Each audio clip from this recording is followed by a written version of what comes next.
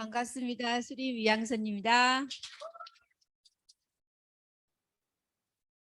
네, 이렇게 또 저를 엄청 기다려 주셔서 기대에 부응하는 강의가 진행되어야 될 것 같습니다. 오늘 제목에서 보시다시피 오늘 제목은요. 대사증후군과 면역 단백 주스로 제가 제목을 정해봤어요. 결론은 다 나와 있잖아요. 대사증후군을 해결하기 위해서 우리는 면역 단백 주스를 마셔야 된다라는 결론은 딱 나와 있는데요. 이 결론에 도달하기까지 여러분의 생각들을 정리해가는 시간을 갖도록 하겠습니다. 그래서 정말 면역 단백 주스를 정말 먹어야 된다. 제가 임팩트를 놓쳤네요. 이거가 옆에 끼고 있어야 되는데.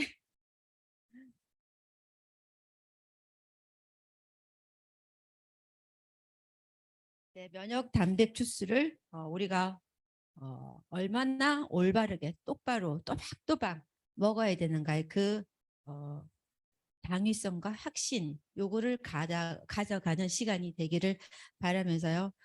대사증후군 밑에 제가 고지혈, 고혈압, 당뇨 이렇게 적어놨습니다. 이 3고가 유발하는 음식을 우리는 삼과를 많이 먹어서 그렇다라고 제가 처음에 딱 얘기 드리고 싶네요. 삼과가 뭘까요? 예, 3고를 유발하는 삼과는요. 당분 높은 거, 유분 높은 거, 염분 높은 거. 이 삼과를 우리가 계속적으로 먹다 보면은 이 삼고의 질병으로 나가게 시작하는데요. 이 삼고의 질병을 유발하는 기본적인 그 그룹을 우리는 대사증후군이라고 표현을 합니다. 그랬을 때 우리가 이 대사증후군에 대해서 정말 귀에 못이 박혀도 많이 듣지만 과연 이게 무엇일까 딱 한마디로 규정하는 그 전체적인 어떤 틀 같은 게 별로 없는 것 같아요. 그래서 그거를 이 시간에 한번 또 짚어보겠습니다.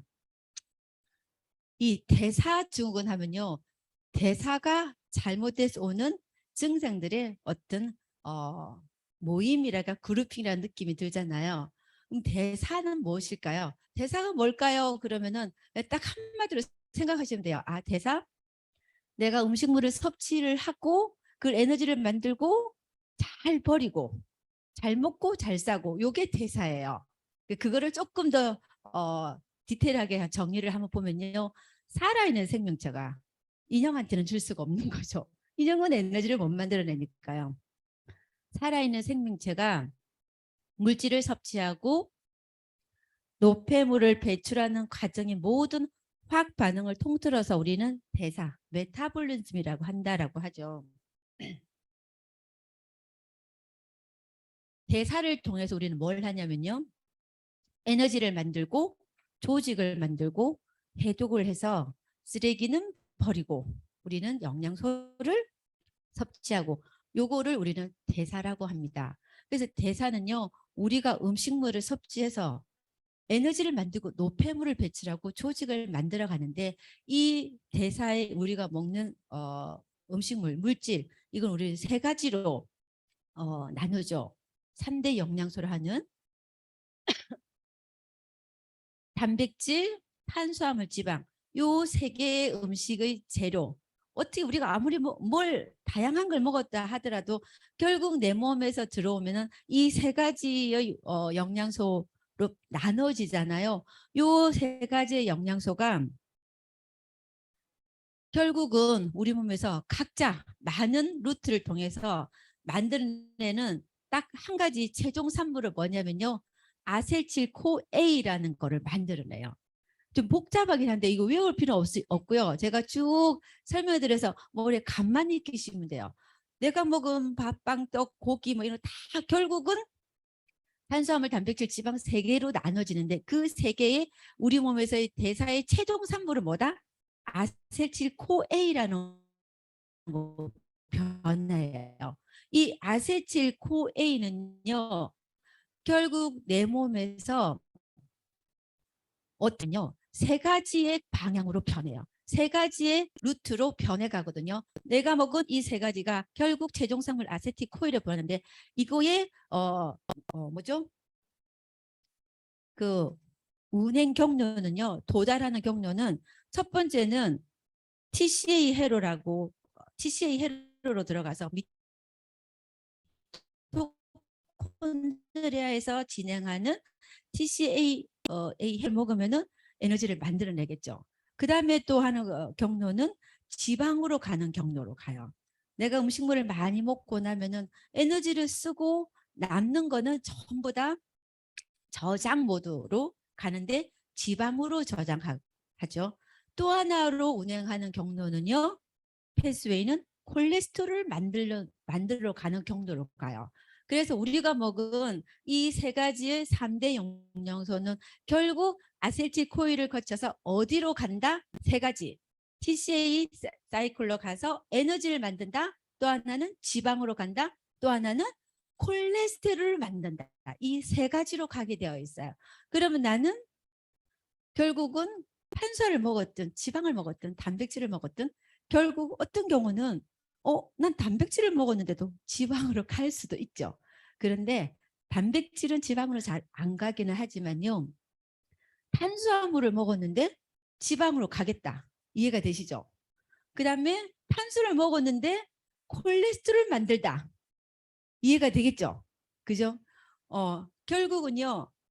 내가 먹다가 먹고 들어온 음식들은 세 가지 경로로 하는데 그럼 이 세 가지 경로가 주로 어떨 때 이렇게 갈까 이렇게 갈까 이렇게 갈까 1번으로 가는 거는요. TCA 회로라서 에너지를 많이 만들어내는 경로로 가는 거는 내가 적당히 먹고요.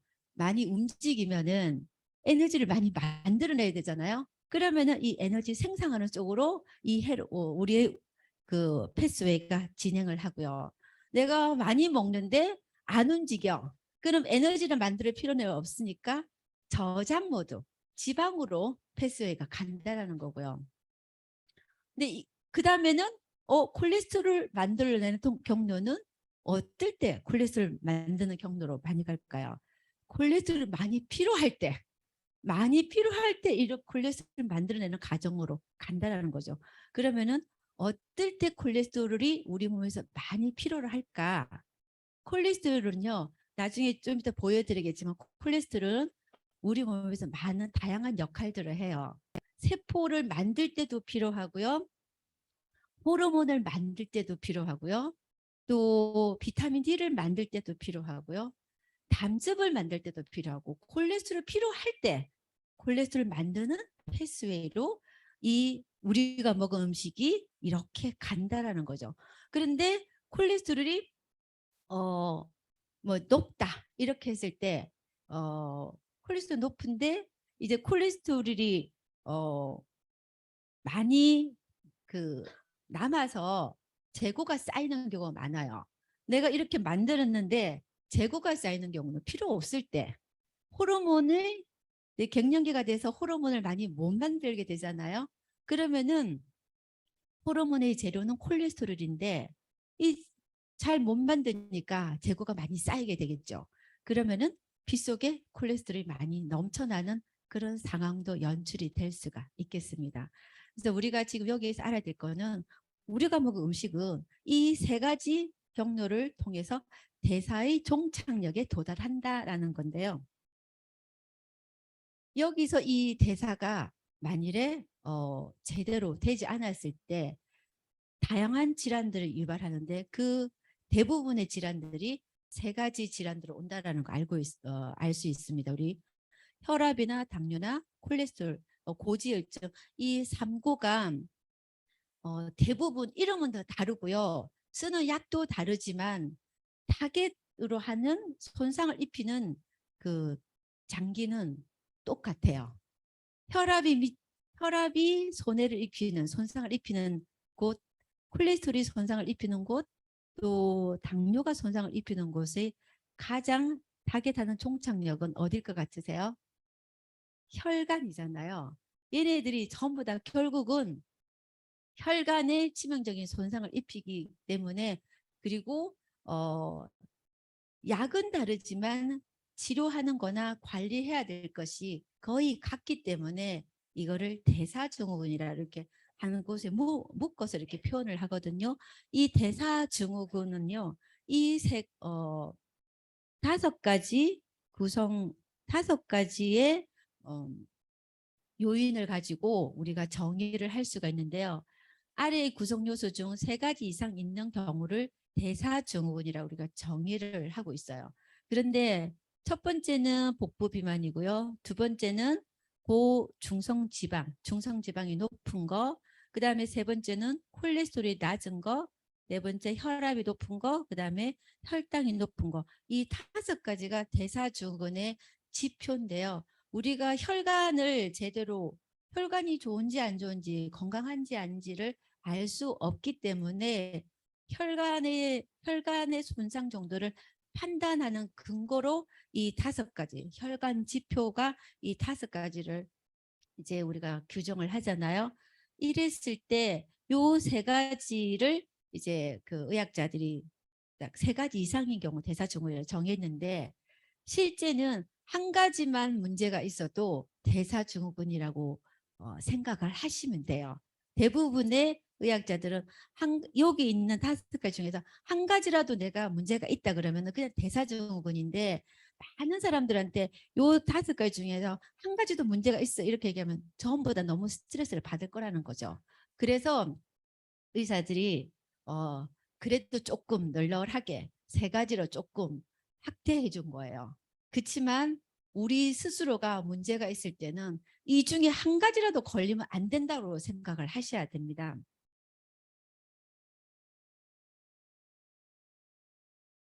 이 다섯 가지 중에서요. 첫 번째 제일 복부 비만, 허리 둘레가 35인치, 여자는 31인치 이상인 경우 굉장히 요때 되면 문제가 있다라고 이렇게 우리가 이제 얘기를 하는데요. 대부분 우리가 이제 뭐 다이어트를 한다, 체중을 뺀다 했을 때 체중계 올라가잖아요. 그런데 그거보다 더 먼저 해야 될 게 뭐냐면은 허리 둘레 재는 것부터 시작해야 된다는 거죠.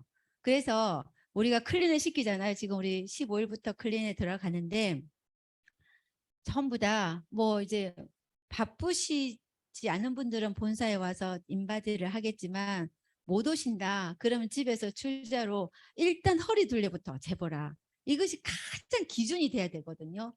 허리 둘레가 어떤 대사증후군의 가장 큰 스타트점이거든요. 여기서부터 무너진다 그러면 다 무너진다라고 보셔야 되거든요. 그것이 오늘의 어떻게 결과이기도 하거든요. 그래서 우리가 딱 허리 줄자 하나 놓고 재어가면서 이것이 얼마나 줄어드는가, 이것이 우리가 건강의 척도를 가늠하는 길이고요. 허리 둘레에 조금 더 이제 디테일하게 들어가면은 목 둘레까지 재보는 거죠. 그랬을 때 우리가 대사증후군 노출을 위험성을 줄일 수 있다라고 생각을 해가고요. 그 다음에 두 번째가 중성지방 혈증인데요. 제가 오늘의 강의의 가장 키포인트는요. 계속 중성지방 얘기를 할 거예요. 중성지방이 지금 혈관의 손상 정도를 나타내는 가장 큰 중요한 포인트로 올라왔거든요. 그래서 실제 지방을 줄이는 게 정말 핵심이에요. 중성지방이 혈관을 망가뜨리는 주범으로 등극을 했거든요. 그 다음에 HDL 낮추는 거, 이거를 올려야지 되는 거죠.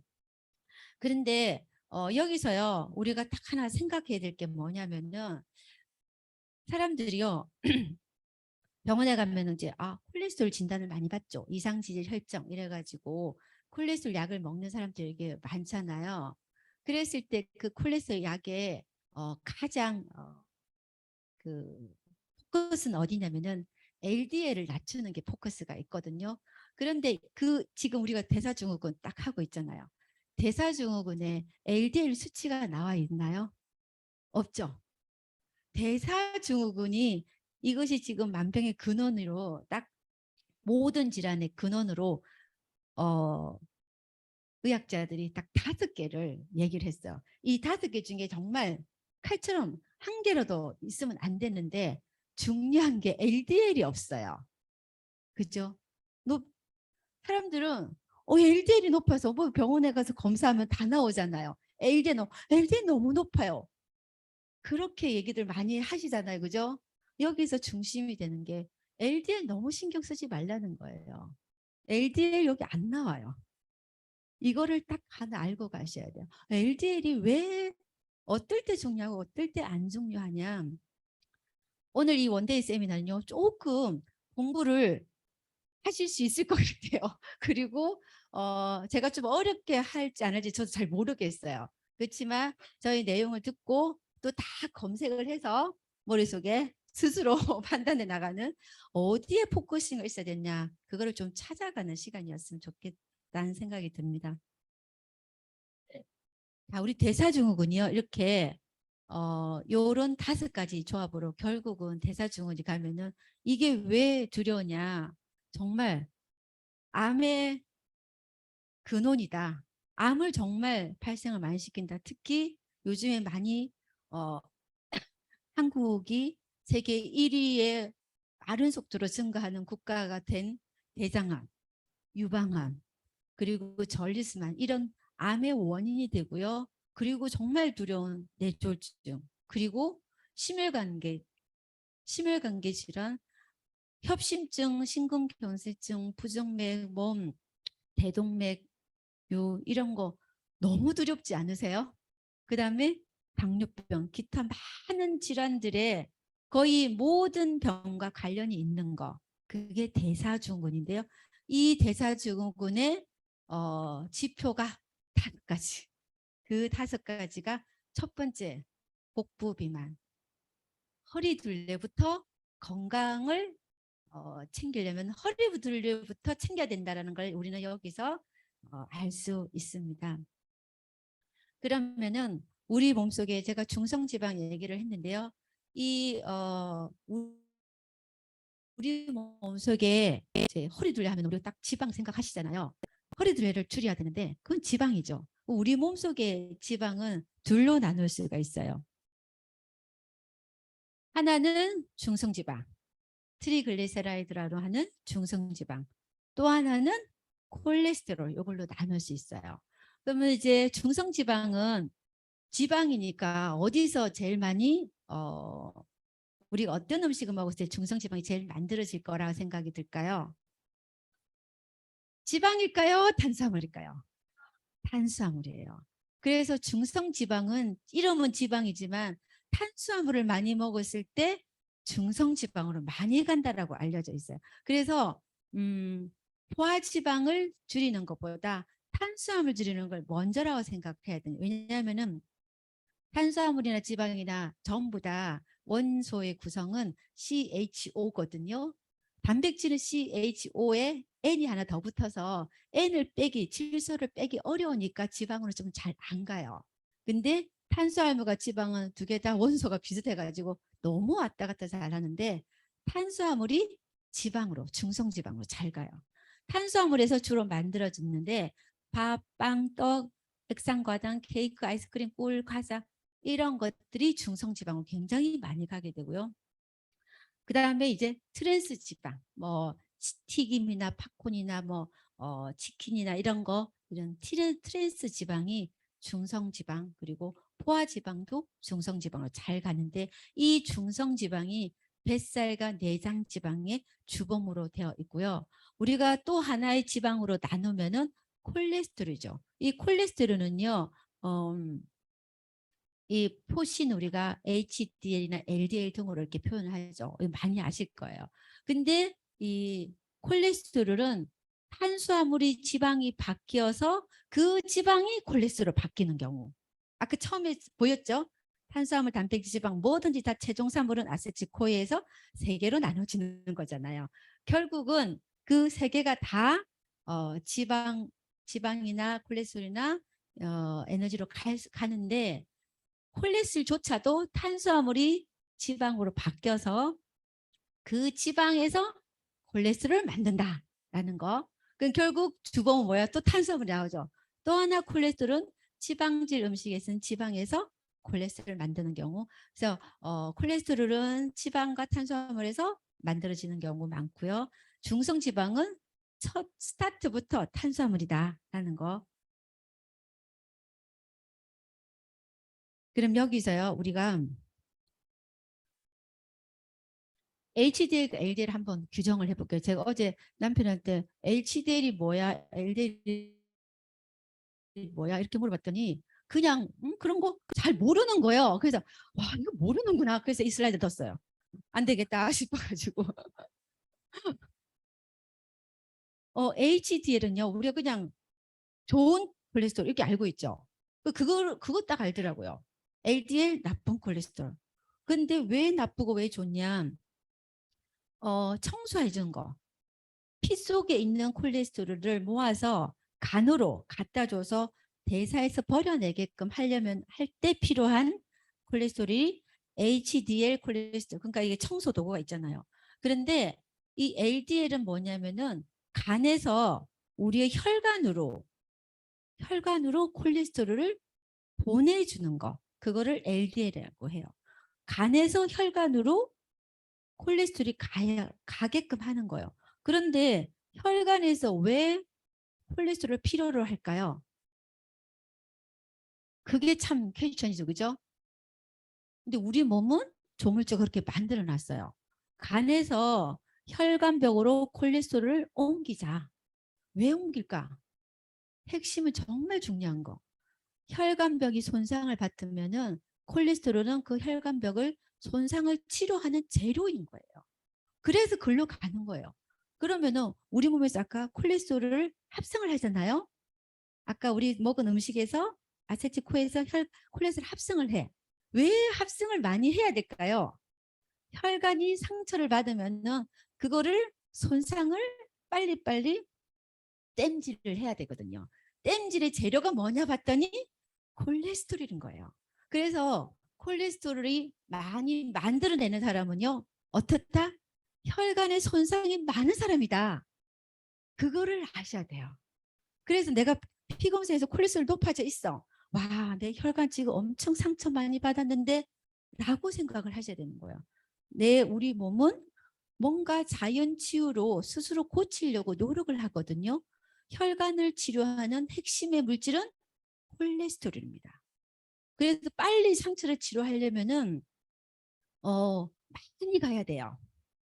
많이 가야 되니까 밀도가 낮아야지 많이 갈 수 있잖아요. 그래서 밀도가 낮은 LDL, low density 콜레스테롤, 밀도가 낮은 그 콜레스테롤을 많이 실어가지고 빨리 배달을 하게끔. 무거우면 배달이 안 되잖아요. 그래서 밀도가 낮은 LDL이 간에서 엄청나게 많은 양을 싣고 상처가 난 부위로 가서 거기에 딱딱딱 붙이는 거예요. 그래서 그거를 복구를 하는데 복구가 되고 나서도 얘가 스탑이 안 되고 계속 나온다든지 아니면 쓰고 나는 재료를 우리가 일단 뭐 한 50, 만일에 100을 이제 상처를 치료해야 되는데 LDL은 한 200이 왔어. 그럼 남은 100을요 빨리 처리를 해야 되잖아요. 그 처리를 하는 게 HDL이야. 근데 얘가 없어. 그럼 거기 남아 있어요, LDL이. 그럼 그거 남아 있는 그거는요 공격을 받아요. 공격을 받아서 걔가 산화가 돼버리면은 혈관에 그대로 산화돼가지고 떡지떡지 붙어 있게 되죠. 그것이 혈관을 딱딱하게 해서 동맥경화의 주범인 거예요. 그래서 LDL이 나쁜 게 아니라 산화된 거, 또 너무 많이 오는 거, 이것이 문제다라는 거. 그래서 우리가 요즘에 방송을 보면은 이제 생로병사의 비밀 이런 거에도요 콜레스테롤 누명해가지고 얘가 문제가 아니다라는 걸 많이 얘기를 하죠. 그 많이 들어보셨죠? 콜레스테롤 문제가 아니다. LDL은 문제가 아니다라고 얘기하는데도 병원에 가면 약을 주는 거예요. 우리의 상식이 더 큰 상식이 됐을 때만 약이 바뀌어져 갈 것 같아요. 아직 과학은 발견했지만 현장에서는 그 매뉴얼대로 따라가게 되어 있거든요. 그렇지만 방송에서는 많이 얘기하더라고. LDL이 문제가 아니야. 산화된 LDL이 문제고 혈관에 상처가 난 거가 문제다. 그럼 그거를 복구하기 위해서 콜레스테롤 갖다 쓰는데 제가 나중에 그 자꾸 미리 얘기하네요. 그거 상처를 딱딱 메꾸는 것이 또 하나 있어요. 콜라겐이에요. 그런데 그 콜라겐이 그냥 콜라겐으로는 안 되고요. 비타민 C가 잘 만들어내죠. 비타민 C가 딱 콜레스테롤처럼 혈관에 딱딱 붙어서 상처를 치료해요.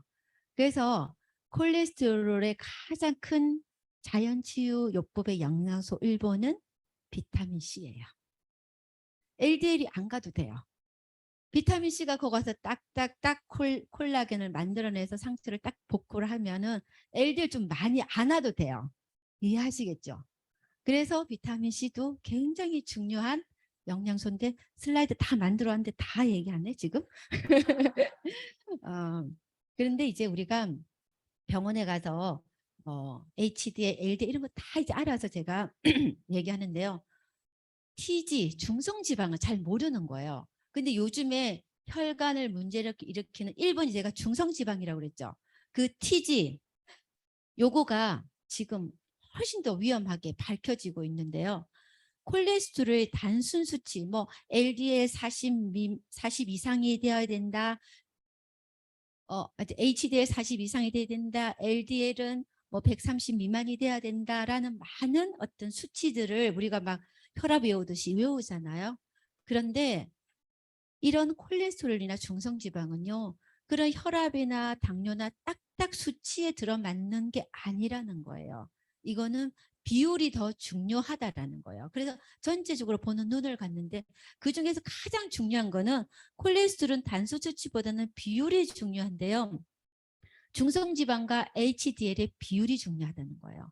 기름이 많은데 HDL이 청소해준 HDL이 없어. 이렇게 되면은 이게 훨씬 더 문제라는 거예요. 그런데 중성지방이 높은데 HDL도 높아. 그러면 별 문제가 아니에요. 그래서 그거를 비율을 나눠보라고 하는데요. 그 비율을 나눴을 때 2 이하면은 아주 이상적인 거. 2에서 4면은 주의해야 되고 4 이상이면은 심혈관 위험 올라간다. 여기에선 LDL은 없어요. 안 중요해요. LDL이 높다 안 되나 별로 안 중요해요. 요거 일단 보는 게 더 중요하다라는 계속 머릿속에 두고 가십시오. 그리고 총 콜레스테롤하고 HDL하고 비율이 중요한 거예요. 총 중에 청소해지는 HDL이 얼마나 많으냐. 이것이 25% 이내면은 이제 건강한 편인데 이제 운동선수는 32%, 100세 이상의 장수하는 사람들은 30% 이상이라는 거. 결국은 HDL이 굉장히 높고 총 콜레스테롤 조금 낮고 이게 되는데 100세 이상의 장수인들은 전부 다 30% 이상의 높은 HDL을 갖고 있더라라는 겁니다. 그러면은 우리가 이제 콜레스테롤에 대해서 한번 알아볼게요. 콜레스테롤이 이제 이렇게 왜 만드느냐? 필요하니까 만드는데 왜 필요하냐? 콜레스테롤은 무슨 일을 하기 때문에 우리 몸에서 이렇게 만들어내려고 할까요?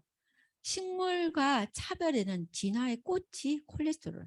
식물은 콜레스테롤을 갖고 있지 않아요. 식물 스테롤로 갖고 있고요.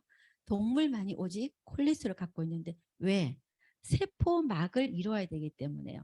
저는 이제 영어가 더 편해가지고 여기 보면 셀 멤브레인 뭐죠? 세포막을 이루는 빌딩 블럭을 만든다. 그리고 세포의 건강, 셀 헬스, 세포 건강 핵심.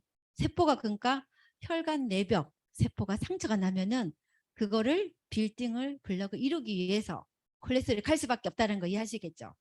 세포막을 만들어서 장기 기능을 유지하기 위해서 콜레스테롤이 필요하다라는 거고요. 두 번째는 정말 중요한 이런 소화의 기본인 담즙의 원료가 되죠. 담즙이 안 나오면요. 제대로 된 기름이 몸에 들어가지 않고요. 지용성 비타민 흡수가 안 되기 때문에 많은 일을 할 수가 없어요. 지방이 꼭 필요한 많은 곳. 우리 지방이 필요한 곳 어디? 세포막. 결국 담즙과 세포 이렇게 연관을 지을 수 있는데요. 그 다음에 비타민 D. 비타민 D가 하는 게 여기 보면 뭐죠? 뼈 건강 그리고 대사, 메타볼리즘. 대사에도 너무 중요하다. 그거의 재료가 콜레스테롤이다. 그래서 콜레스테롤이 있어야지만 비타민 D를 만들려면은 햇빛이 있어야 된다고 아시잖아요. 그죠? 근데 햇빛이 그 콜레스테롤이 없으면은 절대 작용을 못 한다는 거예요. 그 다음에 호르몬. 지난번에 했던 호르몬들, 부신 호르몬, 성 호르몬, 여러 스테로이드 호르몬의 원료가 되고요. 또 하나는 뇌신경 섬유에 원료돼서 뇌신경막 슈반수소를 감싸는 막이 콜레스테롤이 없으면 싸지를 못한다는 거예요. 그래서 여기 보면은 브레인과 신경계 시스템에서 임포턴트 너무 중요하다. 그래서 이 콜레스테롤이 너무 몸에서 적거나 하면은요 뇌 발달이 안 되니까 인지 기능 떨어지고요, 기운 없고요, 처지고 에너지 없고 이렇게 간다라는 거예요. 뇌 기능이 떨어지는 상황으로. 그래서 실제 콜레스테롤 약을 오랫동안 먹었을 때 치매 유병률이 훨씬 더 높아지는 걸 우리는 또 이해할 수가 있습니다. 콜레스테롤 대사는요 좀 어려울 수 있어요. 네. 콜레스테롤 그래도 한번 볼게요. 좀 전에 얘기했죠. 내가 먹은 단백질, 내가 먹은 포도당, 탄수화물, 내가 먹은 지방, 이것이 이렇게 가가지고 이제 아까 중성지방도 나고 TCA 사이클도 가고 요게 이제 콜레스테롤 만들어 가는 거예요. 콜레스테롤 만들어 가는데 어떻게 콜레스테롤 만들어져서 콜레스테롤이 내 몸에서 비타민 D 만들고요. 이제 이렇게 호르몬들, 이게 다 호르몬이거든요. 호르몬을 만드는데 우리가 먹는 콜레스테롤 약은 기전이 뭐냐면은 여기를 딱 차단해요. 요런 거 전부 다 못 만들겠죠. 호르몬 쫙 못 만들죠. 비타민 D 못 만들죠. 그래서 콜레스테롤 약 먹는 사람은요. 비타민 D 안 드시면 안 돼요. 이 차단해 버리잖아요. 맨 위에서부터 차단해 버려요. 여기에서 HMD 코에 리닥타즈 이니비트라고 그래가지고 제가 모든 약의 기전은 다 억제하는 거라 그랬잖아요. 억제. 모든 약은 억제해요. 그래서 요 콜레스테롤을 억제해 버린다라는 거죠. 그러면은 우리가 대사증후군에서 낮은 HDL이 문제이기 때문에 HDL을 올려야 되죠. 그런데 콜레스테롤 약을 먹으면은 HDL이 올라갈까요? 내려갈까요? 올리지 못하죠. 왜? 콜레스테롤 자체를 못 만들어 버려요. 그래서 대사증후군을 치료하는 거에 콜레스테롤 약이 도움이 될까요? 안 될까요? 대충 감 잡으시죠? 왜냐하면은 HDL을 올릴 수가 없는 거예요. 그거 보여드릴게요. 이제 이렇게 약은 여기서 쓰이고요. 그럼 여기서 한번 볼게요. 보통 요즘에 이제 국민건강보험공단에서 이거 다 검사를 하죠. 그럼 이렇게 나와요. 대부분 이제 그래서 대사증후군이라는 말을 이제는 대부분이 알아요. 이 검사지를 보니까 그러면서 HDL도 보고요. 이분은요 이렇게 총 이거 334 엄청 높죠. 근데 HDL이 70이야. 높죠. 40 이상이면 높고 좋아요. 중성지방 낮아요. 그럼 이 비율 아까 얘기했죠. 중성지방하고 HDL하고 비율이 되게 중요하다 그랬죠. 이게 낮고 높으니까 거의 뭐 이 정도 되잖아요. 이거 비율. 그죠? 이가 엄청 낮잖아요. 그죠? 그러니까 완전 혈관 너무 좋은 거예요. 그죠? 이게 정상. 아시겠어요? 그래서 이분이 총 콜레스테롤만 보면은 너무 뭐라 해야 되나 문제가 심각해 이렇게 되겠죠. 거기다가 LDL은 너무 높잖아요. 그죠? 그럼 이 사람 심각하다고 생각할 수 있겠죠. 대부분 사람들은. 그런데 실제는요. 이분이 2 이하이고요. 그 다음에 HDL과 총 콜레스테롤이 20%라서 크게 문제가 우리가 생각하는 것과 크게 문제가 되지 않는다라고 방송에서 지금 얘기하는 겁니다. 저희 얘기 저도 이렇게 생각하고 있었는데 방송에서 이렇게 얘기를 하고 있고요. 여기 보면요. 이분이 유명한 내과 선생님인데요. 이 선생님이 HDL을 올리는 약은 아직 없어요. 이렇게 얘기를 해요. 콜레스테롤 약은요. 콜레스테롤 억제제다. 그래서 뭔가 낮추는데 포커스는 어디다? LDL 수치를 낮추는 게 목적이고 우리가 중요하게 생각하는 HDL에 대해서는 관여하지 않는다라는 거예요. 그래서 HDL을 올리는 약은 없는데 그러면은 HDL을 올리는 거는 어떤 거냐라는 거죠. HDL을 올리는 거는요. 생활 습관이라는 거예요. 내가 얼마나 좋은 음식을 먹고 얼마나 좀 운동을 하고 스트레스를 덜 받고 그리고 간이 얼마나 HDL을 잘 만드는가가 관건이라는 거예요. 좋은 생활 습관이 HDL을 올리는 거예요. 그래서 클린을 하는 그룹은요. 이렇게 메나텍의 네트워크가 맞는 거예요. 왜? HDL 이 대사증후군을 조절하는 거가 약이 아니라는 게 드러났잖아요. 그래서 어떻게 생활 습관을 바꾸는 그룹이 정말 진정으로 건강을 관리하는 건강을 책임지는 그룹이라는 걸 여기서 저는 더 확신이 들고요. 생활 습관이 아주 좋으면 또 중성지방 떨어져요. 이 중성지방을 낮추는 약은 별로 없어요. 되게 약의 독성이 많기 때문에 콜레스테롤 약보다 더 먼저 선택하지 않아요. 중성지방이 아주 높은 경우에 병원에서 중성지방 떨어뜨리는 약을 쓰죠. 그리고 또 장기간 쓰기도 어려워요. 1차 약이 아니에요. 그래서 중성지방을 낮추는 것도 HDL을 올리는 것도 결국은 좋은 섭생이 관건이라는 거죠. 그래서 대사증후군을 치유할 수 있는 핵심은요. 생활 습관. 그거를 우리는 꼭 기억해야 되겠습니다.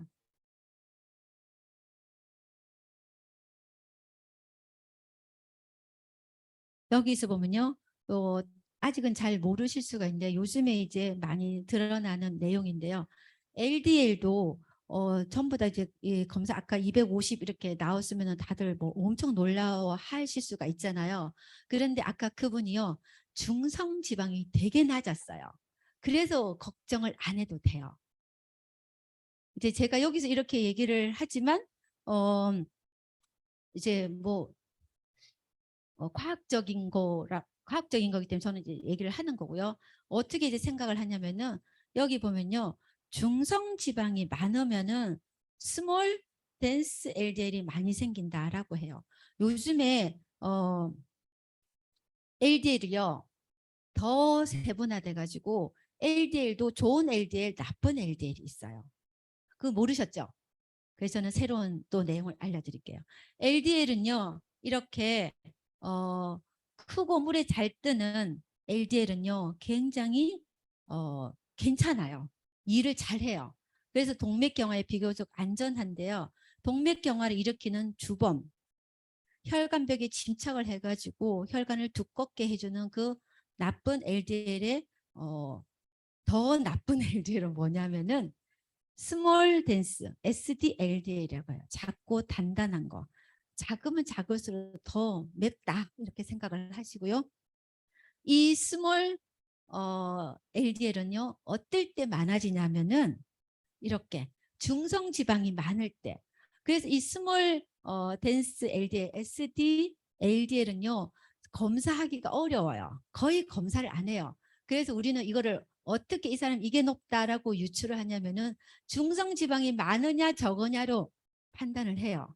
거기다가 이 사람이 탄수화물을 많이 먹고 아이스크림, 과자 이런 거 많이 먹으면은 이 사람의 LDL이 높은 것 중에 많은 쉐어는 스몰 댄스 LDL이다라고 생각을 한다는 거죠. 아시겠죠?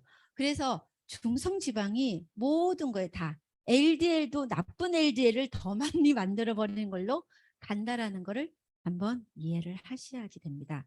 그래서 이렇게 술, 빵, 액상가당의 탄수화물의 식단은 중성지방을 많이 올리잖아요. 그러면은 작은 입자 LDL이 많다라는 걸 의미해서 탄수화물 섭취를 늘리면은요. 중성지방 높아지고 LDL이 더 나쁜 LDL로 간다라는 걸 우리는 또 이 시간에 한번 기억을 했으면 좋겠습니다. 이런 거 한번 보시고요. 콜레스테롤 누명. 근데 우리가 이제 저는 약국에서 이런 사람 정말 많이 봐요. 깡 마른 사람인데 콜레스테롤 약이 되게 높아요. 중등 약을 보면 이제 이렇게 레벨이 있거든요. 근데 중등도 이상의 약을 처방받는데 빼짝 말라가지고 고기 단 1도 안 먹는 거. 무서워가지고 콜레스테롤 무서워서 고기 하나도 안 먹고 지방도 하나도 안 먹고 식사량도 되게 적은 그러신 분이 콜레스테롤 높은 분 너무 안타까워요. 자기는 막 비참해. 그리고 다 피하는데 콜레스테롤 너무 높아서 정말 그분은 중성지방 별로 없을 것 같은데도 약을 그렇게 받고 있더라고요. 뭐 이제 스스로 판단을 해야 되는, 많은 공부를 하면 스스로 판단해서 어떻게 하겠죠. 제가 뭐라고 말은 못하겠지만. 근데 이분은요, 일체 고기와 생선, 계란을 먹지 않고 계란이 콜레스테롤 많다라고 주범으로 밝혀졌잖아요. 그런데 그게 아니라는 게 이제 밝혀졌죠. 콜레스테롤 올리는 거는 음식에서 있는 콜레스테롤 아니다라는 거. 그래서 근데 이분은 이렇게 안 먹어. 오로지 새끼밥과 채식하는 아주머니는 총 콜레스테롤 수치가 계속 올랐다. 원인은 뭐냐? 탄수화물 식사만 하는 거예요. 그러다 보니까 나쁜 이거가 더 많아지는 거. 이렇게 중성지방 자꾸 올리니까요. 거기다가 또 콜레스테롤에 대해서 한번 볼까요? 총 콜레스테롤 농도가 이 정도였을 때 210에서 249일 때 사망 위험이 가장 낮다. 보통 총 콜레스테롤 병원에 가서 보면 200 미만으로 낮추세요. 이렇게 말을 많이 해요. 근데 요즘에 또 연구 결과는요. 이렇게. 그래서 과학은 절대적인 것도 있지만 대부분 의학은 절대적이지 않고 계속 인간이기 때문에 계속 변화하고 계속 새로운 거를 더 밝혀내고 더 밝혀내고 하는데요. 이렇게 오히려 있잖아요. 총 콜레스테롤 수치와 사망률에서 U자 곡선을 그린다는 거예요. 남녀 모두 이렇게 요때가 200에서 요 사이가 사망률이 가장 낮고 오히려 더 낮으면은요. 총 콜레스테롤 더 낮으면은 사망률이 올라간다는 거예요. 너무 낮아도 문제라는 거를 이해하셔야 돼요. U자 곡선을 그린다라는 거. 네, 보시고요. 그래서 이렇게 보면은 미국의 유명한 심장 전문의죠. LDL 수치가 너무 낮으면은 인지와 면역력이 떨어지고 부작용이 커지고요. 이게 너무 낮으면은 세로토닌 기능이 떨어져서 우울증, 자살 위험이 올라간다라는 거. 이제 무조건 낮추려는 게 문제인데 뭐가 문제냐? 중성지방이 높을수록 나쁜 LDL이니까 중성지방을 컨트롤 잘하라는 얘기를 저는 계속 드려봅니다. 여기 보면요. 여기 이제 생로병사 여기서 정상인 사람 그리고 관상동맥 심혈관 질환 있는 사람을 봤어요. 그러면 정상인 사람의 콩콜레스테롤은 200이에요. 오히려 높죠. 근데 심장병이 있는 사람은 오히려 더 낮아요. 총 콜레스테롤 더 낮아버린 거예요. 그런데 정상인 사람은 요것이 높고 심장병인 사람은 이것이 낮죠. 오히려 정상인 사람이 LDL이 더 높아요. 이거가 더 낮아요. 그래서 우리가 많은 이제 좀 방송에 유튜브 이렇게 여러 가지를 보면은 이제 내분비내과나 심장내과 전문의들의 얘기가 LDL은 맞춤으로 가야 된다. 많은 뭐 혈압이나 뭐 당뇨나 이런 거는 맞춤 치료가 아니라 딱 그 수치에 들어오게끔 관리하는 거가 목표인데요. 콜레스테롤 수치만큼은 지방, 중성지방도 보고 HDL도 보고 그 사람의 섭생이 제일 중요한 거를 봐라. LDL이 수치가 뭐 150이 넘었다고 중성지방 HDL 하나도 안 보고 무조건 그 떨어뜨리는 약을 써서는 안 된다라고 의사를 가르치는 그 의사 선생님이 얘기하지만 현장에서는 그게 지켜지지 않고 있는 현실입니다. 그래서 콜레스테롤 수치가 아주 낮은 경우는 오히려 심근경색이 더 많이 발생한다라고 방송에도 나오고요. 심장병, 혈관의 문제는 콜레스테롤이 문제가 아니라 산화된 지방도 아니고 산화된 지방이 문제다라는 거. 그래서 이분이요 이렇게 이제 의학계가 정말 혁명을 일으켰다. 그렇게 콜레스테롤 주범으로 따지들더니 이제 그것이 너무나 극적으로 지방으로 이제 바뀌어졌다라는 거를 알려주고 있고요. 우리가 먹는 대부분은 콜레스테롤 높다 그러면은 콜레스테롤 들어간 음식을 안 드시려고 하죠. 콜레스테롤 많이 들어간 음식이 많이들 알고 계시죠? 계란, 새우, 오징어 그런 거 콜레스테롤 높다고 안 드시는 분들은 정말 이제 의학의 트렌드를 아직 잘 모르시는 분이죠. 그거에 관여가 없다라는 거예요. 콜레스테롤은 섭취하는 음식에서보다 간에서 만들어지는 양이 훨씬 많다. 그래서 총 콜레스테롤 100이라 보면요. 간에서 내 몸에 콜레스테롤 100이 있어. 그러면은 그거의 원료는 어디서 왔냐? 간에서 80%를 만들어 버려. 내가 먹은 탄수화물, 단백질, 지방에서 간에서 80%를 만들어 버려. 왜 만들어 버리는지는 아까 이해하셨죠, 그죠? 그리고 들어오는 음식이 20%라는 거예요.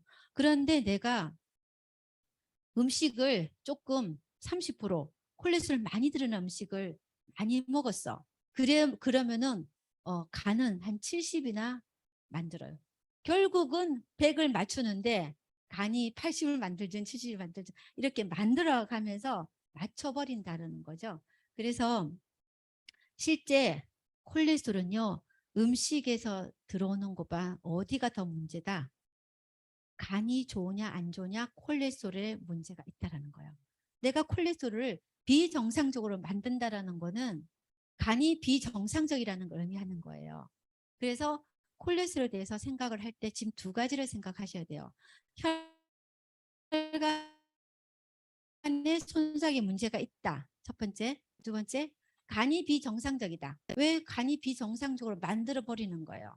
훨씬 더 만드는 양이 많기 때문에. 내가 먹는 음식에서 든 콜레스테롤이 문제가 아니라 간에서 만드는 게 훨씬 더 많은 쉐어를 차지하기 때문에 얘가 잘 만드냐 못 만드냐가 그게 관건이라는 거죠. 그래서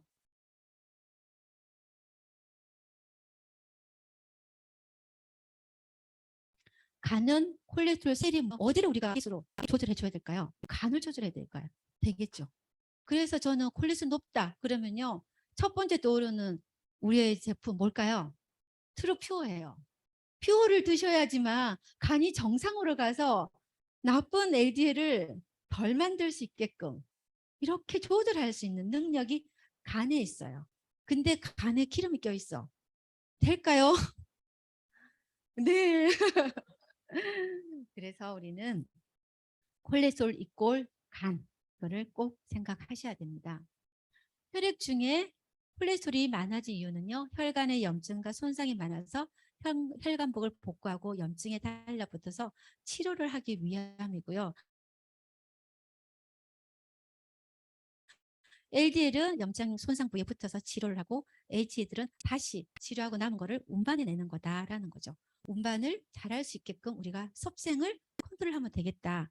그런데 그 혈관에 손상을 일으키는 염증을 일으키는 주범은 뭐다? 다시 탄수화물과 산화지방과 트랜스 지방이더라라는 거죠. 그래서 우리는 이 산화된 지방이 결국은 지방의 산화된 콜레스테롤, 산화된 지방이 혈관의 염증을 일으키는 주범, 탄수화물이 또 주범이기 때문에 결국은 지방의 가산화를 막는 것이 혈관을 염증을 일으키지 않게끔 하는 거다라는 거고요.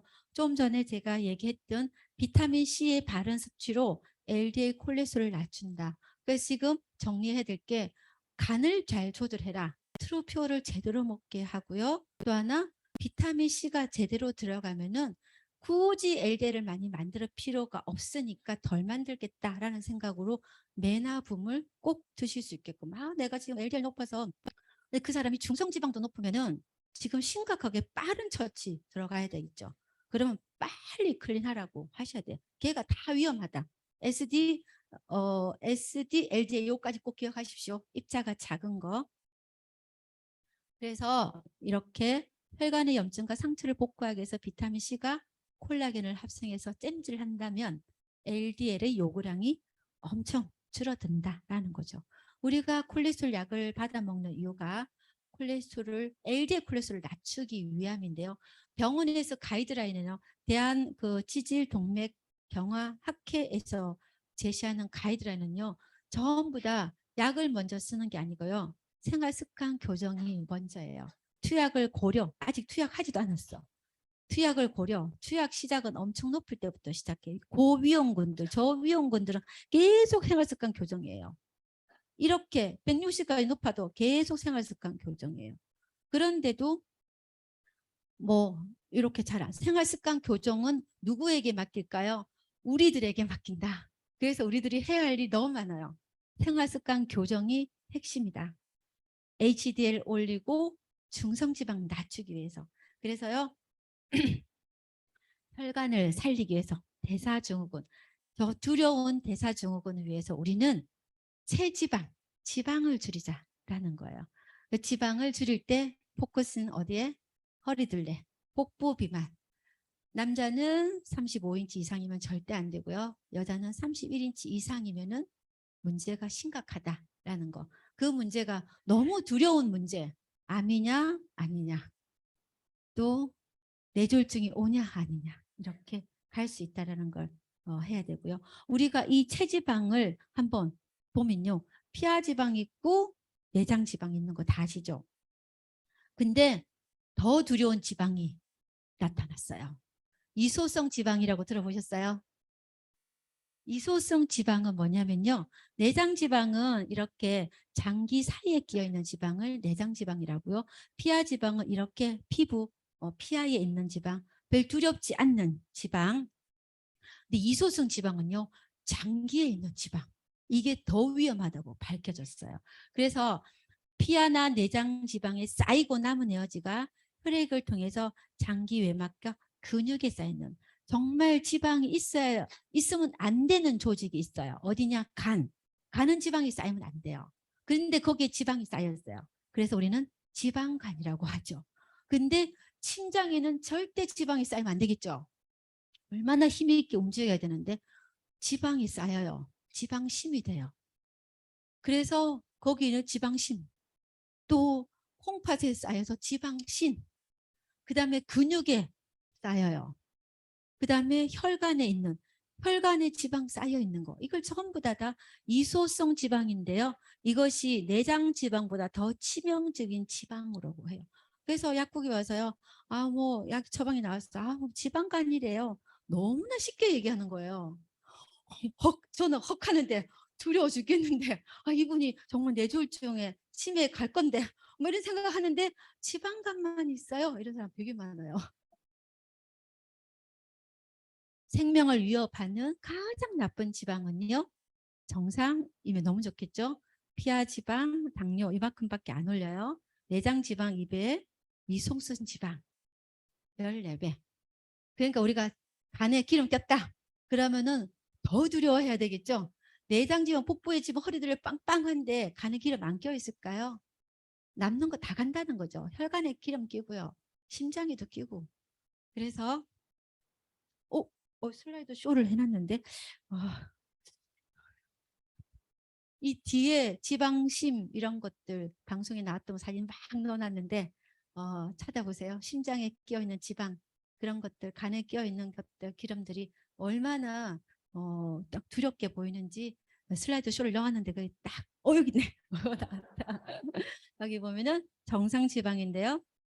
이소성 지방이 낀 심장 지방심이에요. 사람들한테요. 지방간을 넘어서서 지방심으로 가요. 라고 얘기를 하셔야 돼요. 이렇게 정상간인데 지방간으로 갔을 때 기능은 지방이 껴있으면은 절대 기능이 할 수가 없고요. 또 하나는 염증 물질이 너무 많이 나와요. 그래서 내 몸에 염증을 올려서 문제가 될 수 있게끔 심각한 질환으로 갈 수 있게끔 한다. 볼록한 뱃살은요 뇌에도 치명적이다라고 삼성 서울병원에서 이렇게 의료 상식으로 제시를 했더라고요. 그래서 배가 이렇게 볼록하고 나와 있으면은 와 사장님 배 이거는 과거 얘기고요. 치매겠다 이렇게 생각하는 걸로. 그래서 이렇게 복부 지방의 정도에 따라서 치매 발생 위험도가 굉장히 증가한다라는 거예요. 그래서 뱃살이 왜 뇌에 치명적일까? 우리는 뱃살은 뱃살일 뿐 이렇게 생각하잖아요. 근데 뱃살이 쪘을 때 이 내장 지방에서 내장 지방이 이제 많이 있을 거 아니에요. 이거는 췌장에서 분비되는 인슐린 기능을 저하시킨대요. 그러면은 인슐린 저항성이 생겨서 뇌가 포도당을 이용하는 능력이 떨어져서 뇌는요 단 10분만이라도 포도당 공급이 안 되면 뇌는 그 조직은 스탑해버려요. 그래서 혈액 속에 핏살만 쪄 있을 뿐인데 뇌로 포도당이 공급이 안 되는 상황이 되면은 결국 그것이 쌓이고 쌓여서 결국은 치매까지 갈 수 있더라. 치매 이전에는 또 그 공격적인 성향의 사람이 될 수도 있고요. 불면이나 우울에 될 수가 있고요. 단기 기억력이 떨어지는 상황들, 굉장히 심각한 많은 뇌 질환으로 갈 수 있겠다라는 겁니다. 그래서 이런 여러 가지를 쭉 유추했을 때 결국 우리가 복부 지방, 이소성 지방, 내장 지방, 이 모든 것들이요 실제 암보다 더 무섭다라는 거죠. 그래서 WHO에서 비만은 암보다 무서운 질병이라고 규정을 했고요. 그 복부 지방들이 관절염을 일으키고 척추 협착증을 일으키고 혈압, 뇌졸중, 당뇨, 동맥경화를 다 일으켜가면서 담낭질환까지 수면무호흡증까지 그리고 암을 유발하면서 골다공증, 불면증 정말 많은 것들을 유발하기 때문에요. 우리는 단 하루를 살아도 체지방을 줄여라 라고 레이 커즈왈드가 얘기를 하더라고요. 단 하루를 살아도 체지방을 줄여라. 아시겠죠? 건강하게 살 수 있으려면은. 그런데요. 체지방을 줄이기 위해서 우리는 많은 다이어트를 합니다. 세계적으로 대단한 비만 연구가 조이 브레이 교수님은요. 이렇게 얘기를 하십니다. 어떤 다이어트도 효과가 있을 수 있고 평소 하던 식사 방법을 바꾸면은 효과가 있다. 그런데 어떤 다이어트도 지속하기 어렵다라고 얘기하는 거예요. 그래서 우리는요. 이 평생을 비만 연구에 바치는 이분의 이 얘기가 정말 맞거든요. 그런데 어떠한 다이어트를 하려고 하지 말고 생활 속에서 그것이 습관처럼 매일매일 습관처럼 아침에 클래식 한 잔을 딱 먹고 습관처럼 면역 단백 주스를 먹을 때 우리는 매일매일 지방을 줄일 수 있게 되는 거예요. 그래서 단 하루를 살아도 체지방을 줄일 수 있는 가장 큰 솔루션이 뭐냐? 이렇게 꾸준히 쉽고 꾸준히 할 수 있는 최고의 방법. 글리코클린을 먼저 하시든지 면역 단백 주스를 먼저 드시든지 선택을 하셔도 돼요. 그렇지만 지속할 수 있는 거. 유지어터라고 늘 얘기하시잖아요. 유지할 수 있는 거는 그것이 딱 일회성으로 끝나는 다이어트는 아니라 나의 식습관의 변화를 가져올 수 있는 걸 늘 할 수 있는 그 상황. 쉽게 그냥 생각하지 않아도 아침 일어나는 클린식을 자동적으로 먹고 그냥 피곤할 때 늘 그냥 밀키스 한 잔을 딱 마시는 그 습관 속에 젖어든 것이 결국은 체지방을 줄일 수 있는 가장 쉽고 꾸준히 할 수 있는 지름길이다라고 제안을 하고 싶습니다. 그래서 글리코클린을 하든 면역 주스를 먹든 하루에 한 끼 클린식을 하든 그리고 또 가끔 이렇게 하실 수도 있죠. 12시간에서 16시간 공복도 한번 해보고 일주일에 한두 번, 두세 번 해도 되고요. 하루 3끼를 하는 사람들은 이제는 건강하지 않다라는 거예요. 하루 3끼를 피하라는 거예요. 그래서 어떻게 제한을 하냐면요. 이렇게 뭐 12시에서 8시 이때는 음식을 섭취하고 또 저녁 8시부터 4시까지는 우리 몸에서 먹은 음식을 가지고 내 몸에서 뭔가 합성을 하고 그리고 새벽에서부터 이제 정오까지는 배설하는 8시간 법칙이 건강에 중요하다는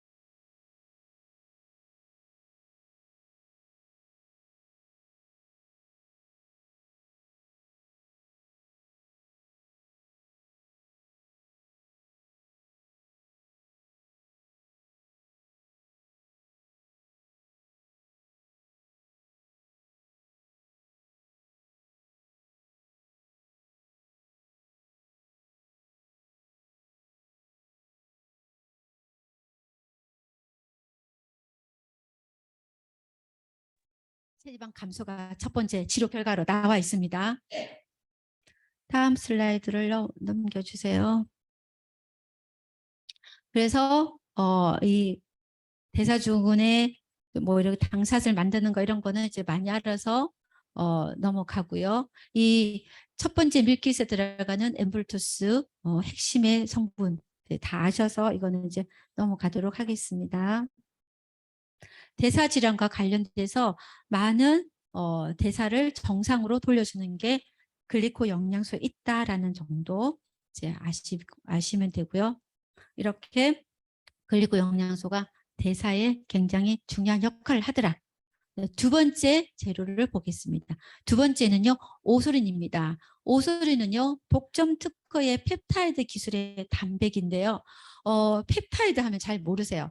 미국에서 오소린을 발표를 할 때 이렇게 펩타이드 기술의 테크놀로지로 만드는 거다. 굉장히 강조를 하셨어요. 그냥 일반적으로 유청단백 이렇게 얘기하면은 전부 다 유청단백 헬스장에 얼마나 많은데 많은 사람들이 먹고 있어 이렇게 얘기를 하죠. 그런데 펩타이드 유청단백은 어디도 없어요. 메나텍은요 펩타이드 기술을 만든 단백인데요.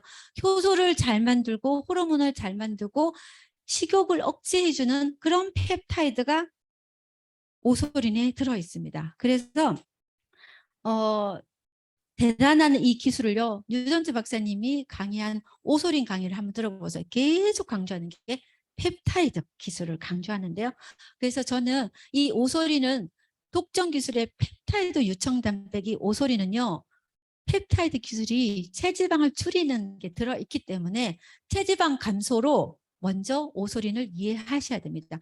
오소린을 먹으면 현대인들의 접근인 지방을 줄여나가는 거 라는 개념을 딱 머릿속에 오소린, 단백, 근육 이렇게 생각하기 이전에 체지방 감소에 펩타이드가 들어있는 유청단백 이거를 꼭 기억하십시오. 그래서 체지방 감소와 근육을 위한 펩타이드와 필수 아미노산을 효과적으로 제공하는 독점 기술의 펩타이드 오소린인데요. 이 오소린은 99% 가수분해 유청의 천연 원료 있고요. 효과를 체지방 감소, 근육 올리는 걸로 되어 있고요. 또 지방을 분해하고요. 당연히 단백질이니까 근육도 호르몬도 항체도 만들고 한 2스푼 먹으면 9g의 단백질을 공급할 수 있고요. 분지 아미노산. 근데 중요한 거는 코오쇼 인증을 받아서 안전성까지 확보되어 있어서 누구나 남녀노소 아이들 뭐 먹여도 될까요? 1살, 2살 먹여도 되죠. 당연히. 남녀노소 누구에게나 건강한 단백질. 그리고 합성물 감미료 방부제 사용하지 않고요. 천연의 칼슘이 원래 원천의 우유 속에 들어있기 때문에 들어있고요. 마그네슘 있고 비타민 미네랄 있습니다. 천연의 당뇨약이라고 제가 여기다가 적어놨어요. 자, 그러면 한번 보겠습니다. 4가지의 펩타이드 기술을 갖고 있는 오소린은요. 첫 번째는요. 에피타이트, 포만감, 식욕을 억제합니다. 섭취한 후에 20분이 경과하면은 이런 펩타이드가 나와서 식욕 억제 호르몬 CCK 분비를 유발해서 이렇게 분비가 잘 될 수 있게끔 그렇게 되면은 포만감이 빨리 와서 식욕을 억제하는 상황으로 가게 되고요. 두 번째는 근육의 주 재료인 아미노산, 분지 아미노산을 굉장히 많이 함유하고 있죠. 그래서 그 분지 아미노산이 많으면은 근육도 잘 만들어지지만 지방을 감량하는 역할을 하게 됩니다. 그리고 또 특히나 오소린 특허 펩타이드는요. 실제 지방량도 억제를 해버리는데요. 어떻게 실제 지방량을 줄이냐면은 안지오텐신 전환 효소를 억제해서 아까 첫 슬라이드에 엔자임 패스웨이 돼 있죠. 효소를 잘 만드는 쪽에 들어가 있다는 거죠. 효소를 만드는 펩타이드를 넣어놨는데 어떤 효소냐면요. 안지오텐신 전환 효소를 억제하는 이거를 넣어놨다는 거예요.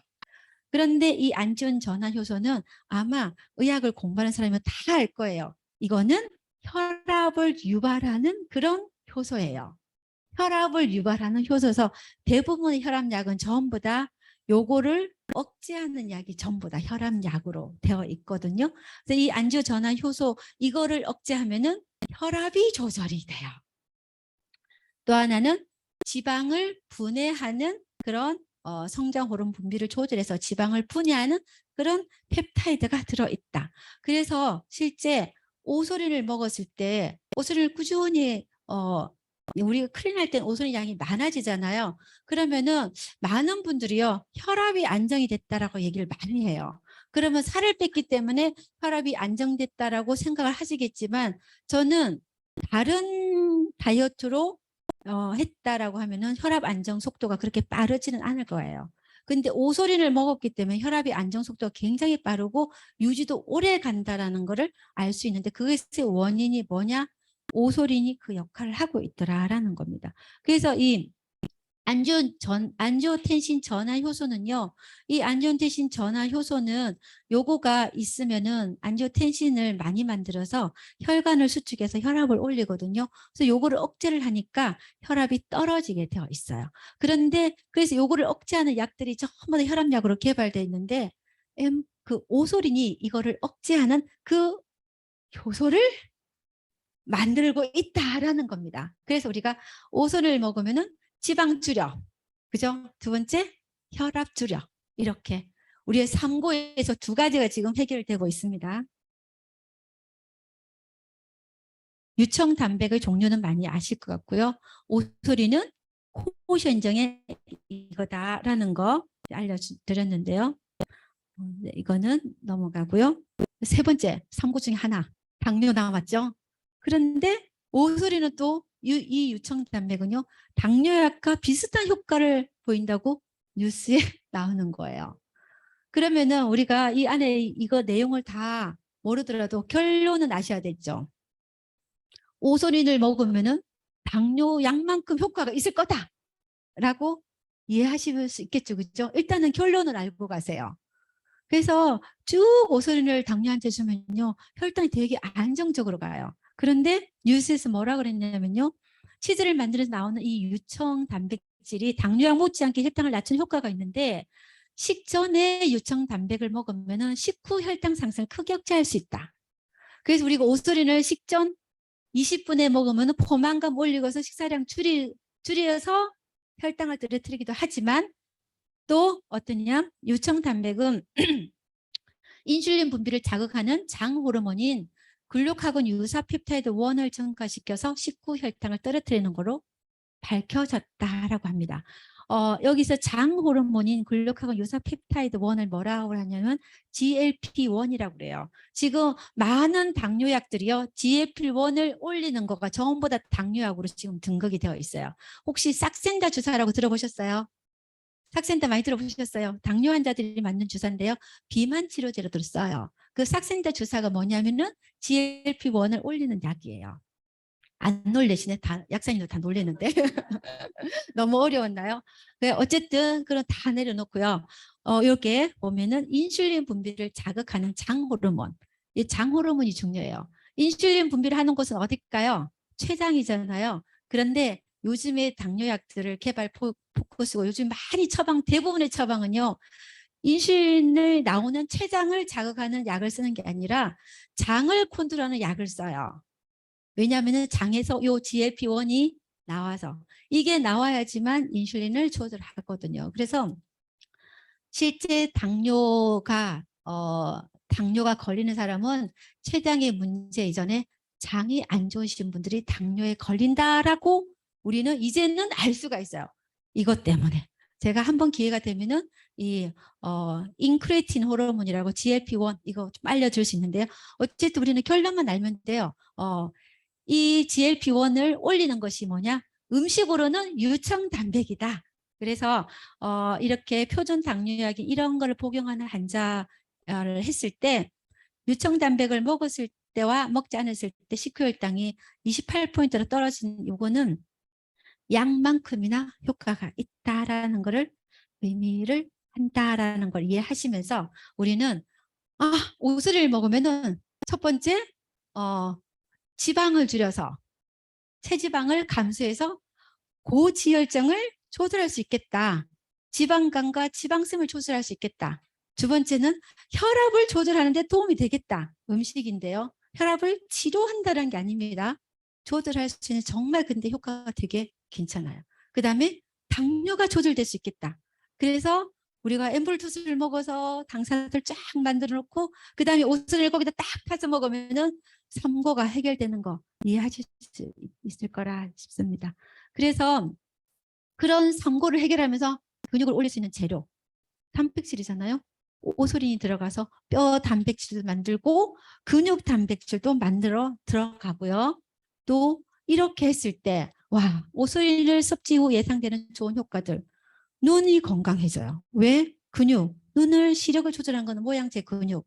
근육이 쫀쫀하면은 시력 원근을 잘 조절하니까 눈 건강에도 도움 되겠고 당뇨 도움이 되겠다라는 거 이해하실 수 있겠죠. 그리고 근육이나 조직을 만들어 가고요. 와, 방광 근육, 오줌보, 탄력 얼마나 쫀쫀하게 만들어 갈까요? 요실금의 개선, 체지방의 감소, 혈압의 안정, 당뇨의 도움. 그러면서 피부가 반짝반짝하게 갈 수 있게끔.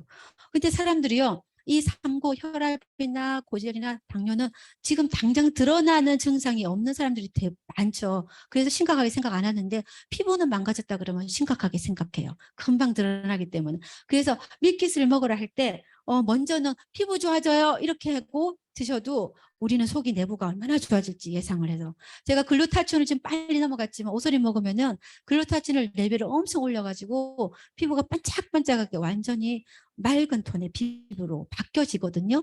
항산화를 너무 잘해서 그렇게 됐는데 그거에 드러나는 우리의 그 효과로 결국 우리는 우리의 혈관을 건강하는 걸로 갈 수 있겠다라는 거를 이제 예상을 하고요. 이 미국 아이다호에 이런 그 사료를 사용하지 않는 진짜 풀 먹는 소에서 나왔기 때문에 우리는 코셔 인증의 마크를 받을 수가 있죠. 그러면은 사람들한테 와 우유 속에서 나오는 유청 단백이니까 뭐 우리가 비싸게 오소리 먹을 필요 있나? 우유 좀 많이 먹으면 되지 이렇게 생각을 할 수가 있어요. 그래서 저는 우유는 친구인가 자기가 이거를 보여드리겠습니다. 사람들한테 막 얘기해도 안 믿어요. 방송에서 우유 먹으라고 선생님 우유 막 그래 뼈 어쩌고저쩌고 우유 뭐 이렇게 상식 너무 많이 얘기하잖아요. 그래서 저는 이렇게 딱 보여드려요. 우유 유제품 소비가 많은 나라일수록 골다공증 방면 확률이 높다라는 거 나와 있죠. 또 이렇게 우유를 많이 먹었더니 고관절 골절 발생률이 훨씬 높더라. 우유를 많이 먹으면은 골다공증 예방하는 주장 입증하기 어렵고 오히려 골다공증 위험을 높인다. 팩트입니다. 우유 섭취량에 따른 고관절 골절 위험이요. 와, 한 잔, 두 잔, 세 잔 올라갈수록 위험률이 어떻게 될까요? 높아지죠. 그래서 사람들한테 우유를 좀 이제 좀 멀리 하세요. 적입니다라고 얘기하셔도 되겠습니다. 방송의 자료 우리가 스스로 알아서 막 열심히 얘기하지 말고 자료를 딱 주면서 근데 왜 그럴까? 우유를 살균을 하잖아요. 우유를 그냥 먹으면 못 먹잖아요. 저온 살균을 하잖아요. 저온 살균 너무 좋은 줄 아시는데 우유에 그 저온 살균을 하면은 우유 속에 있는 이 염증을 유발하는 카제인, 염증 유발하는 이 카제인을 분해하는 효소도 우유 속에 들어있어요. 그런데 그거는 없어져요. 카제인만 남아요. 그럼 어떻게 될까요? 우유를 먹으면 카제인은 남고 효소는 없으니까 어떻게? 염증은 올라가겠죠. 이런 시츄에이션이 벌어지고요. 또 하나는 유당은요. 피부 이거 갈락토제 높은 산화력이 피부 노화로 이루어져요. 노화로 이루어져서 포도당 다음으로 인슐린을 자극하기 때문에 유당이 많은 거 들어가면은 유당 불내증이 갖고 소화도 설사도 잦으면서 가스도 많이 차고 복부 팽만감이 문제가 많은데 또 하나는 이렇게 피부 노화까지 산화 스트레스까지 간다는 거죠. 그래서 결론을 내면요. 우유 속에 들어있는 카제인이나 유당이 그대로 와서 결국은 내 몸을 어떻게 산화시키고 우유 속에 또 산화 지방이 되게 많아요. 이 혈관의 염증을 유발하는 게 아까 산화 지방이라고 그랬는데 우유 속에 있는 지방이 막 이렇게 그 가공을 할 때 굉장히 많이 이렇게 원심분리해서 돌린단 말이죠. 그럴 때 지방이 깨지면서 과산화 지방이 많이 만들어져요. 그 지방이 산화된 지방이 그대로 들어오면서 나의 혈관 속에 염증을 일으키는 걸로 밝혀졌어요. 그래서 우유를 많이 먹었을 때 혈관의 염증 속도는 올라가겠다. 원인은 카제인도 유당도 산화지방 요거까지 우리가 이해를 하시면서 나이 드시면 다 뼈 때문에 뭐 다른 많은 이유 때문에 우유를 더 드시려고 하시거든요. 그런 분들께 그 돈으로 그럼 차라리 우유를 먹으려면은 풀 먹인 소에서 나 우유 먹으라 그래요. 그러면은 풀 먹인 소에서 난 우유도 물론 다 이게 있지만 그게 조금 덜 할 거 아니에요. 그 되게 비싸요. 오소리만큼 더 비싸요. 그래서 저는 차라리 삼고를 해결할 수 있는 오소린에다가 엠브루토스를 먹으면은 그 돈이 거의 비슷할 것 같아요. 그래서 우리가 현명하게 합리적으로 드실 수 있었으면 좋겠고요.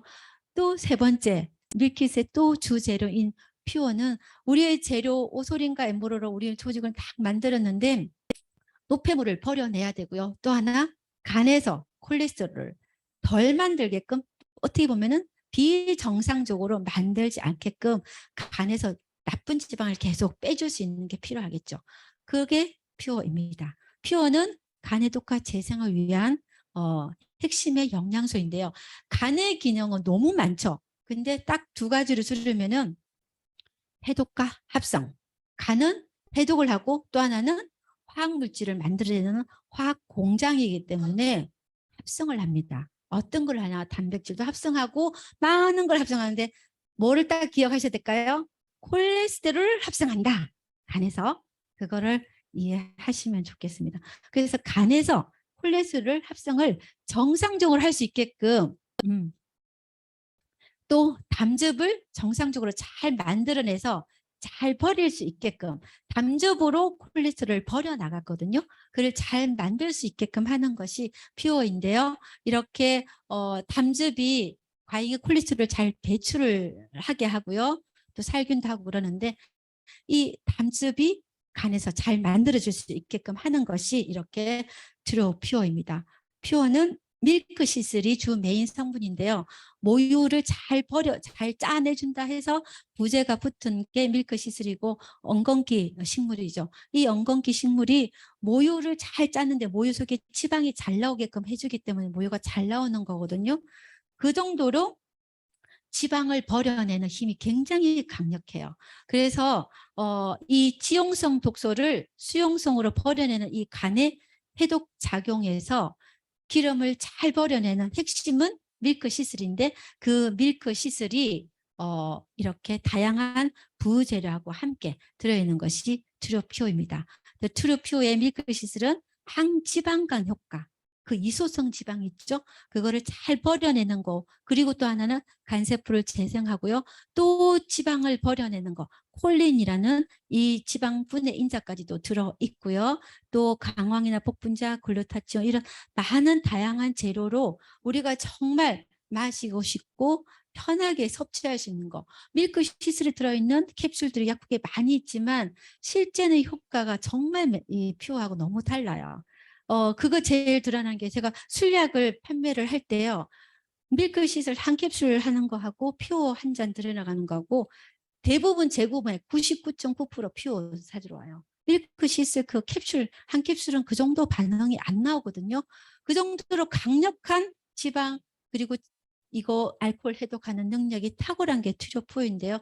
이 지용성 영양소들을 수용성 해가지고 먹기 편하게 탁 만들어질 퓨어는 현대인들의 1번의 감초 같은 영양 제품이라는 생각이 듭니다. 그래서 쉽게 해독하고 쉽게 지방을 버려내는 이 세 가지 오소린과 퓨어와 엠브루토스로 우리가 면역 단백 주스를 늘 섭취하는 것을 생활화하는 것이 대사증후군에서 복부 비만에서 그리고 암에서 많은 질병의 근간을 해결하는 첫 스타트 영양 제품 솔루션이라는 걸 꼭 기억하시면서 오늘의 강의를 마치도록 하겠습니다. 감사합니다.